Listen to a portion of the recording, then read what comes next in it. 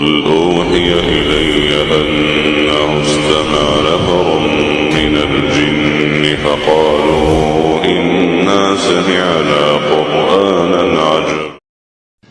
সালামুন আলাইকুম, কেমন আছেন সবাই? আশা করি সবাই ভালো আছেন, আলহামদুলিল্লাহ। আজকে আমি আপনাদের যে বশীকরণটি শিক্ষা দেব, এই মন্ত্রটি শুধু আপনি মাটিতে পরে ফুঁক দিয়ে একটি কাজ করুন, আপনার প্রিয় মানুষটি আপনার জন্য উতলা বেকুল হয়ে যাবে। এটি এমন একটা বিদ্যা যা সেকেন্ডের মধ্যেই অর্থাৎ সাথে সাথেই কাজ করে এবং এটি অত্যন্ত সহজ এবং শক্তিশালী। আপনারা সকলেই করতে পারবেন আশা করি।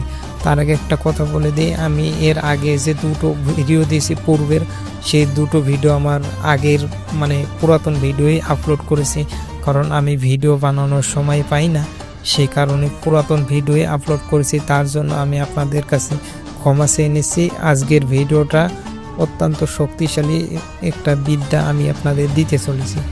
এটা দিয়ে আপনারা চাইলে যে কোনো মানুষকেই বশীকরণ করতে পারবেন, বিবাহিত অবিবাহিত স্বামী স্ত্রী, আপনারা যে কোনো মানুষকেই করতে পারবেন। তবে এটা শুধু ছেলেরা মেয়েদেরকে এই বশীকরণটা করতে পারবেন।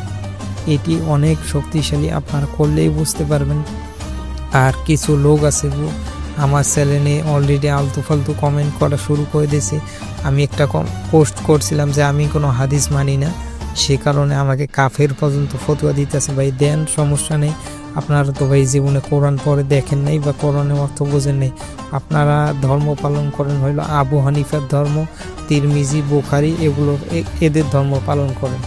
তো আমি ভাই ওদের ধর্ম পালন করি না, আমি শুধুমাত্র কোরআন মানি। যদি আপনাদের ভালো লাগে আমাকে ফলো করবেন, নয়তো চলে যাবেন, আমার ভিডিও দেখার কোনো প্রয়োজন নেই। আর কারো যদি আমার বিষয়ে কোনো কিছু বলার ইচ্ছা থাকে তো আপনারা, আমার নাম্বার আছে, আপনারা ফোন দেবেন বা হোয়াটসঅ্যাপ বা ইমোতে বলবেন, সমস্যা নেই। বা কেউ যদি আমার সাথে ডিবেট করতে চান আমি রাজি আছি, কোনো ব্যাপার নেই। কিন্তু শুধু শুধু কুত্তার মতো পিছনে ঘেউ ঘেউ করবেন না, দয়া করে। এই আলতু ফালতু কমেন্ট করার দরকার নেই। তো যাদের ভালো লাগবে দেখবেন, আর ভালো না লাগলে দেখবেন না। আমি কাউরে পা ধরে বলি নেই যে আমার ভিডিও দেখেন, আমার ডাইরেক্ট কথা। আপনার পছন্দ হলে দেখেন, নয়তো দেখবেন না, শেষ। এত আলতু ফালতু কমেন্ট করার কি দরকার ভাই? আমি ভণ্ড, আমি এটা সেটা, তো আপনারে দেখতে বলছে কি? তো এখন যাক, ওদের কথা বাদ দিলাম। এখন আমি বলি কিভাবে কাজটি করবেন। মন্ত্রটাকে আপনাকে আগে সিদ্ধ করে নিতে হবে। যে কোনো শনি, মঙ্গলবার অথবা অমাবস্যার দিন 108 বার জপ করে মুখস্থ করে নেবেন পাক পবিত্র অবস্থায়, সামনে আকরবাতি জ্বালিয়ে।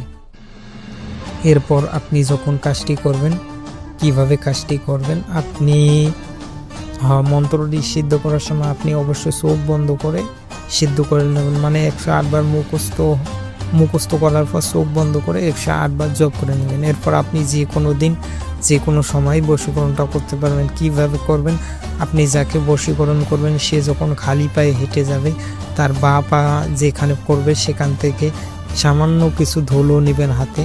নেওয়ার পর 7 বার মন্ত্র বলে 7 বার সেই ধুলোর মধ্যে ফু দেবেন। একবার বলবেন, একবার ফু দেবেন। তারপর সেই ধুলোটা তার অজান্তে তার গায়ে, মাথায় ছিটিয়ে দিলে বা সেই ধুলো তার গায়ে কোনো রকমভাবে স্পর্শ করাতে পারলেই সে আপনার বাধ্য হয়ে যাবে এবং সাথে সাথে আপনি সেটা বুঝতে পারবেন। তো ভিডিওটি দেখার জন্য সকলকে অসংখ্য ধন্যবাদ। সকলে ভালো থাকেন। সালামু আলাইকুম।